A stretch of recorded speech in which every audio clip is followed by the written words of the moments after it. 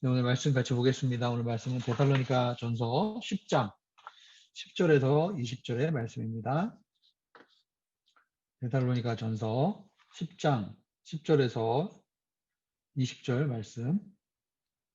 제가 먼저 10절 읽겠습니다. 우리가 믿게 된 여러분 가운데 얼마나 거룩하고 의롭고 흠없이 행했는지 여러분이 증인이며 하나님도 그러하십니다.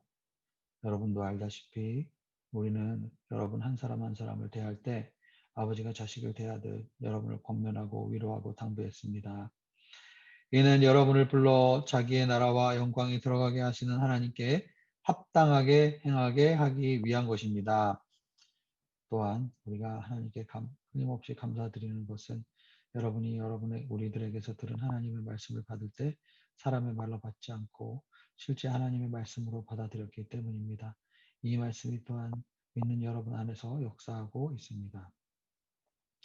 형제들이여, 여러분은 그리스도 예수 안에서 유대에 있는 하나님의 교회들을 본받는 사람들이 됐습니다. 이는 그들이 유대 사람들에게 고난을 받았듯이 여러분도 여러분의 동족에게 고난을 받았기 때문입니다. 유대 사람들은 주 예수와 예언자들을 죽이고 우리를 박해하고 하나님을 기쁘시게 하지 않고 모든 사람들을 배척했습니다. 그들은 우리가 이방 사람들에게 구원을 받도록 말씀을 전파하는 것을 회방해 자기의 죄를 항상 가득하게 합니다. 그러므로 마침내 그들 위에 진노가 임했습니다. 형제들이여, 우리가 잠시 여러분을 떠난 것은 얼굴이요 마음이 아니니 우리가 여러분의 얼굴을 보기를 열정으로 힘썼습니다. 그러므로 우리는 여러분에게 가고자 했고 특히 나 바울은 여러 번 가려고 했습니다. 그러나 사단이 우리를 막았습니다. 우리 주 예수 그리스도께서 다시 오실 때 그분 앞에서 우리의 소망이나 기쁨이나 자랑의 멸관이 무엇이겠습니까? 여러분 아니겠습니까? 함께 읽겠습니다. 여러분이야말로 우리의 영광이요 기쁨입니다. 아멘.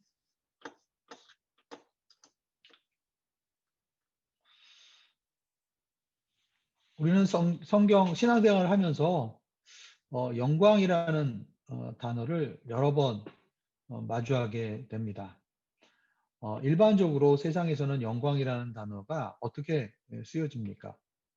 어떤 세상에서 어떤 그 위대한 것을 또 사람들에게 칭찬받을 만한 것을 성취하거나 또 세상의 부와 명예를 우리가 얻을 때 그리고 세상에서 성공하면서 정말 하나님의 이름을 높이고 유명하게 되었을 때 우리가 영광을 돌린다, 영광스럽다, 뭐 이렇게 이야기를 하곤 합니다. 이제 연말이 되면은 시상식이 많이 나오죠. 뭐 연예계에서도 시상식이 있고 또 스포츠계에서도 시상식이 있고 최근에는 노벨상을 또 발표를 했어요. 그래서 과학 분야에서, 의학 분야에서, 경제 분야에서 이제 최고의 권위가 있는 그러한 상을 이제 줍니다. 그래서 그러한 상을 받을 때 이제 믿음이 있는 신앙인들이 마지막에 수상 소감에서 영광을 하나님께 돌립니다. 이렇게 이제 이야기를 합니다. 성경에서는 영광이라는 말, 카보드라는 말을 어떻게 사용하고 있을까요? 영광이라는 단어가 여러 이제 의미로 사용이 되기 때문에 딱 이것이 무엇이다라고 정의 내리기가 어렵죠. 그러나 구약에서 가장 많이 영광이라는 단어는 언제 쓰이냐면 제사와 연결이 되어 있습니다. 제사를 드릴 때 이제 제사장들이 제사를 드리면서 이제 하나님의 영광이 나타날 때 그 영광이라는 단어가 제일 많이 제사와 연결되어서 하나님께 예배를 드릴 때 나타나는 단어가 바로 영광이라는 단어입니다. 신약에서는 그러면 영광이라는 단어가 언제 나타날까요? 역시 신약에서도 영광이라는 단어가 여러 의미로 쓰입니다. 그러나 우리가 신약을 묵상하면서 가장 인상 깊게 기억하는 영광이라는 단어는 바로 예수 그리스도께서 십자가의 길을 걸어가실 때 우리에게 하셨던 말씀이죠. 요한복음 17장에 보면 이렇게 말씀합니다. 아버지여, 때가 됐습니다. 아들이 아버지께 영광을 돌릴 수 있도록 아들을 영광스럽게 하소서. 네, 이런 말이 있습니다.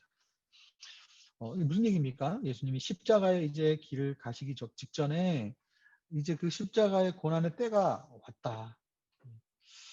이제는 그동안에 예수님께서는 하나님 아버지께 여러 차례 영광을 드렸을 것입니다. 그러나 이제 정말 아들이 아버지께 영광을 돌릴 수 있는 가장 절호의 찬스가 온 것이죠. 그리고 그렇게 영광스럽게 자신을 십자가의 길로 희생하며 나아갔던 그 아들을 또한 하나님 아버지께서는 영광스럽게 하시는 그러한 때가 오는 겁니다. 십자가로 가시는 예수님과 하나님 사이에서 서로가 서로를 영화롭게 하셔서 그 가운데 나타나는 그것이 바로 영광이라고 할 수 있겠습니다. 영광은 언제 나타납니까? 영광스러운 관계 가운데 나타나는 것이죠. 그리고 그 영광스러운 관계는 항상 그 안에 자기 희생과 사랑과 섬김이 그 안에 있다라는 것을 우리는 알 수가 있습니다. 오늘 제가 왜 이 말씀을 여러분께 드리냐면은 오늘 바울은 데살로니가 성도들을 어떻게 표현하고 있습니까? 오늘 말씀 20절 말씀에 보면은 한마디로 이렇게 얘기하죠. 여러분이야말로 우리의 영광이며 기쁨입니다. 네. 19절에 보면은 예수 그리스도께서 다시 오실 때 주님 앞에서 결국은 우리의 소망이나 기쁨이나 자랑의 면류관이 무엇이겠습니까? 바로 여러분이 아니겠습니까? 네. 바울은 참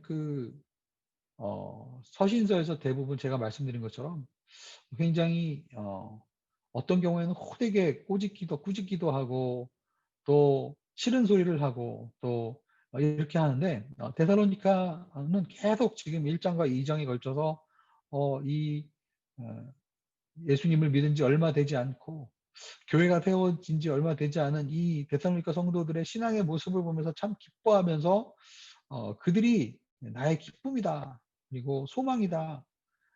면류관이다. 이렇게 얘기하고 있어요. 그러면서 맨 마지막에 영광이라는 단어를 쓰는 것을 보게 됩니다. 왜 데살로니가 성도들은 이 바울은 데살로니가 성도들이 영광이라고 이렇게 이야기를 했을까요? 저는 첫 번째로는 우리를 부르셔서 자신의 나라와 영광에 들어가게 하시는 하나님께 합당히 그들이 행했기 때문이라고 저는 믿습니다. 12절에 그런 말씀이 나와 있죠. 이는 여러분을 불러 자기 나라와 영광에 들어가게 하시는 하나님께 합당히 행하게 하기 위함이다 라고 얘기하고 있어요. 주님께서 우리를 먼저 택하시고 또 주님께서 우리를 먼저 사랑해 주시고 그리고 주님께서 먼저 자기 자신을 온전히 십자가에서 내어주심으로 우리를 구원하시며 우리의 신분을 변화시켜 주십니다. 그런데 하나님은 거기에 머무르지 않으시고 12절에 보면 우리를 불렀다라는 것이 바로 우리를 구원의 은총 가운데 우리를 불러주신 것이죠. 그리고 나서 자기의 나라와 영광에 들어가게 하시는 분이 바로 하나님이시다라고 말씀하고 있어요. 네. 자기의 영광과 그리고 나라에 들어가시도록 하신다라는 겁니다. 영광과 나라에 들어가게 하신다라는 말은 어떤 말일까요? 주님의 나라라는 표현은 바꿔 말하면 주님의 다스리심이라고 얘기할 수 있습니다. 그리고 영광이라는 것은 주님의 교제 가운데 주의 임재 가운데 이제 들어가게 하시는 하나님이시다는 것이죠. 그러니까 주님은 우리를 선택하고 구원하실 뿐만 아니라 우리를 일상의 삶 속에서 다스리시고 변화시키고 또한 주의 임재 가운데 주님을 알아가게 하시는 분이시다라는 것입니다.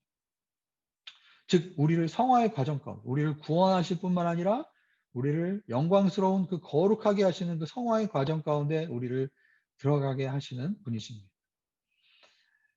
그래서 그러한 하나님께 합당하게 행한다는 것은 정말 10절에 말한 것처럼 바울이 이미 데살로니카에 있는 그 짧은 기간 동안에 하나님 앞에 거룩하고 의롭고 흠이 없이 행했다라고 얘기하고 있어요. 여러분은 이미 그러한 바울의 신앙의 모습의 본을 보았다라고 얘기하고 있어요. 결국은 왜 그렇습니까? 우리로 하여금 하나님의 나라와 영광 가운데 들어가게 하시는 그 하나님께 합당히 행한다는 것은 우리의 삶에서 거룩하고 의롭고 흠이 없이 행하는 그러한 성화의 모습을 바울이 이미 보여주었고, 그리고 이제 데살로니가 성도들도 그렇게 살도록 계속 지금 권면하고 있다라고 말을 하는 것입니다. 그렇다면 성화의 과정 가운데 우리를 부르시는 그 하나님의 다스리심 가운데 결국은 데살로니가 성도들이 그렇게 하나님께 합당하게 살 수 있도록 바울은 어떻게 했는가? 11절에 보면은 아버지가 자기 자식을 대하듯이 여러분을 권면하고 위로하고 당부했다라고 이야기를 하고 있어요. 어제 본문에서는 유순한 유모처럼 정말 엄마처럼 그들을 돌보아주고 소중하게 여기고 그리고 생명까지도 내어줄 정도로 모든 것을 다 내어주는 그 어머니의 사랑에 대해서 바울이 이야기를 했는데, 오늘은 아버지의 모습으로 그들을 성화 가운데서 권면하고 격려하고 위로했다라고 이야기를 하고 있습니다. 여러분, 아버지의 리더십이 어머니의 리더십과 다른 점은 무엇일까요? 제가 예전에 어렸을 때 자전거를 배운 기억이 있는데요.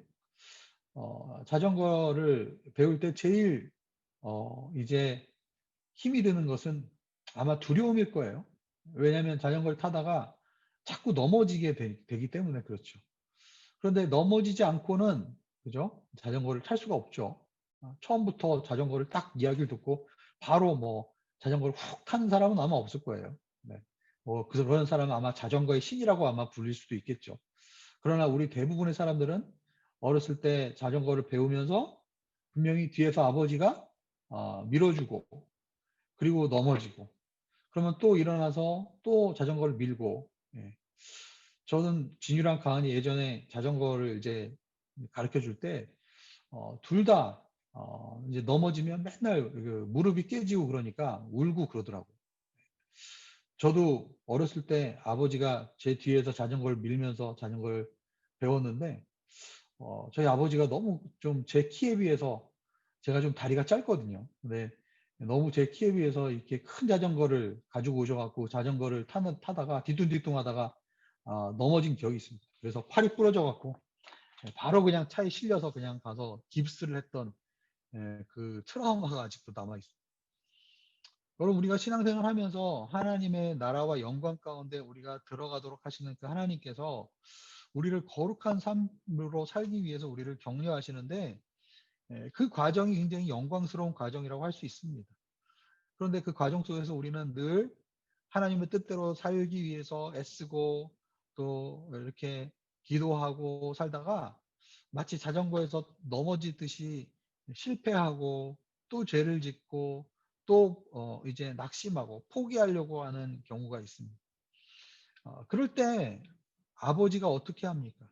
어머니와는 달리 격려해 줍니다. 다시 잘할 수 있다라고 격려해 주고 그리고 기다려 주고 그리고 잘할 수 있도록 당부하죠. 이 당부한다는 얘기는 뭡니까? 약간 이제 할 수 있도록 격려를 한다는 얘기입니다. 네. 어머니의 리더십과 아버지의 리더십은 다르죠. 자전거를 타고 넘어져서 막 울고 있을 때 다시 일어설 수 있도록 힘을 주고 어, 그리고 아빠가 뒤에서 꼭 잡고 있을 테니까 다시 한번 해보자라고 격려하고 그래서 계속 넘어져도 다시 일어날 수 있도록 해주는 게 아빠의 리더십. 여러분, 자녀들의 삶 속에서 아마 이렇게 이 아빠의 리더십을 통해서 실패하고 넘어졌다 하더라도 다시 일어서서 그것을 극복하고 이제 할 수 있다라는 그러한 자신감을 갖게 해주는 것이 굉장히 중요하다라고 생각돼요. 우리 신앙생활에서도 분명히 고난이 오고 어려움이 올 때 우리가 신앙이 한 단계 성장하게 되는 요인 중에 하나는 분명히 이렇게 계속 하나님의 나라와 영광 가운데 들어가게 우리를 격려하시는 그런 아버지의 리더십이 있기 때문이다 라고 우리가 생각해 볼 수가 있습니다. 결국은 이러한 하나님께 합당히 행하도록 이렇게 격려받으면서 그러면서 이렇게 한 사람 한 사람을 세워가는 과정이 참으로 바울이 생각하기에는 영광스럽고 기쁜 그런 것이다라고 지금 이야기를 하고 있습니다. 두 번째로 바울이 데살로니가 교인들을 영광이요 기쁨이라고 했던 것은 하나님의 그 다스리심과 그 영광스러운 교제 가운데 하나님은 우리를 하나님께 합당하게 행하도록 하실 때 우리는 또한 그 가운데 핍박 가운데로 이제 나아가기 때문입니다. 오늘 14절에 보면은 형제들이여 여러분은 그리스도 예수 안에서 유대에 있는 하나님의 교회들을 본받는 사람들이 됐다라고 얘기하고 있습니다. 그들이 유대 사람들에게 고난을 받았듯이 여러분도 동족에게 고난을 받았기 때문입니다. 그러니까 대부분 데살로니가 성도들은 뭐 아시다시피 이 그리스 지금의 그리스 지역에 있던 교회 아닙니까? 그러니까 대부분이 유대 그리스도인도 물론 있었겠지만 그러나 이방인 그리스도인들이 많이 있었다는 것을 14절의 말씀을 통해서 알 수가 있어요. 이방 그리스도인들 마치 유대 그리스도인들이 유대 지역에 있을 때 이제 바리새인과 서기관과 유대인들에게 그들의 신앙으로 인해서 핍박을 받았던 것처럼 여러분도 여러분의 동족에게 즉 헬라인들에게 이방인들에게 지금 고난을 받고 있다는 것입니다. 그러나 그들은 어떻습니까? 그 하나님의 말씀으로 그것을 지금 이기고 있습니다. 13절에 보면은 하나님의 말씀을 사람의 말로 받지 않고 하나님의 말씀으로 받았다. 말씀을 받아들이는 태도가 매우 진지하고 또 생명을 걸고 하나님의 말씀이기 때문에 생명을 걸고 순종하면서 이 하나님의 말씀을 받았다라고 한번 저는 생각을 해봤습니다. 그런데 그 하나님의 말씀을 그렇게 진지하게 하나님의 말씀으로 생명 걸고 이렇게 그 말씀을 받아들였는데 그 말씀이 우리를 살리고 그 말씀이 우리 가운데 지금 역사하고 있다는 것이죠.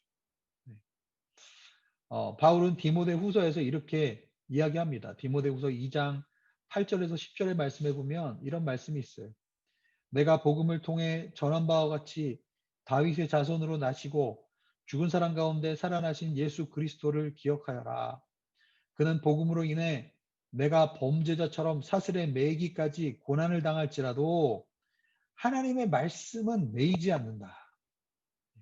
고난을 내가 지금 당해서 범죄자처럼 사슬에 매이기까지 했는데 그러나 하나님의 말씀은 매이지 않는다. 하나님의 말씀은 구속되지 않고 계속 그 가운데서도 역사하고 증거하고 있다. 그러면서 바울이 디모데후서 2장 10절에 뭐라고 얘기하냐면 나는 택함을 받은 사람들을 위해 모든 것을 참고 견딘다. 이것은 그들 또한 그리스도 예수 안에 있는 구원을 영원한 영광과 함께 얻기 위한 것이다. 예수 그리스도 안에 있는 그 구원을 영원한 영광과 함께 얻게 하려는 것이다. 하나님의 말씀이 매이지 않고 극강의 고난의 순간 속에서도 그 고난을 이기고 그리고 고난을 뛰어넘어서 하나님의 말씀이 증거되어지는 그 현장이 바로 영광스러운 현장이라는 것이죠. 영원한 영광을 함께 구원과 받게 하려는 것이다. 데살로니가 성도들이 지금 고난과 어려움 가운데 있지만은 하나님의 말씀을 사람의 말씀으로 받지 않고 하나님의 말씀으로 받고 있고 그리고 그 말씀이 데살로니가 성도들 가운데 지금 나타나고 역사하고 있다는 거예요. 여러분 기억하십시오. 우리 한국 교회가 지금 굉장히 어려움 가운데 있고 사람들의 비난과 손가락질을 당하고 있습니다. 그러면 우리가 이 상황 가운데 말씀을 증거하고 말씀을 나누고 말씀을 나타내는 것을 주저하거나 포기해야 될까요? 그렇지 않습니다. 여러분, 고난 가운데 오히려 더 우리는 본질에 집중하고 하나님의 말씀을 나타내야 할 것입니다. 왜냐하면 아무리 고난을 당해서 우리가 사슬에 매이기까지 한다 할지라도 하나님의 말씀은 매이지 않기 때문입니다. 하나님의 말씀은 데살로니가 성도들 안에서 지금 역사하고 있습니다. 그리고 15절과 16절에 보면은 말씀을 전하는 것을 방해하고 회방하고 그렇게 했던 유대인들이 어떻게 되었는지를 말하고 있어요. 그들은 결국은 말씀 전파하는 것을 회방해서 자신의 죄가 항상 가득하게 했고 16절에 보면 마침내 그들 위에 진노가 임했다. 고난의 순간 가운데 오히려 영광이 나타나게 되어 있습니다. 고난의 순간 가운데 오히려 말씀이 회방받을 것 같고 말씀의 증거가 이제 제한을 받을 것 같은데 오히려 말씀은 매이지 않고 하나님의 말씀을 하나님의 말씀대로 받아들인 그러한 순수한 그 하나님의 백성들을 통해서 하나님의 말씀이 영광 가운데 나타나며 하나님의 궁극적인 승리가 하나님의 능력이 그 가운데 나타나게 된다는 것입니다. 그래서 실질적으로 17절에서 19절에 보면은 바울은 그들 가운데 계속 그들을 방문하기 위해서 여러 차례 노력을 했지만 그러나 계속 막혔다는 거예요. 계속 그들을 보지 못했다. 그러나 그들을 지금 얼굴을 보지 못할 뿐이지 나의 마음이 떠난 것은 결코 아니다라고 얘기하고 있어요. 그러면서 바울은 너희들이 참으로 나의 면류관이며 나의 영광이며 그리고 나의 기쁨이다라고 이야기하고 있습니다. 여러분 삶 가운데는 여러분은 어떠한 영광을 추구하면서 살아가고 계십니까? 세상적인 영광을 추구하고 계십니까? 세상의 소유와 또 세상적인 그러한 성공을 통해서 영광을 나타내십니까?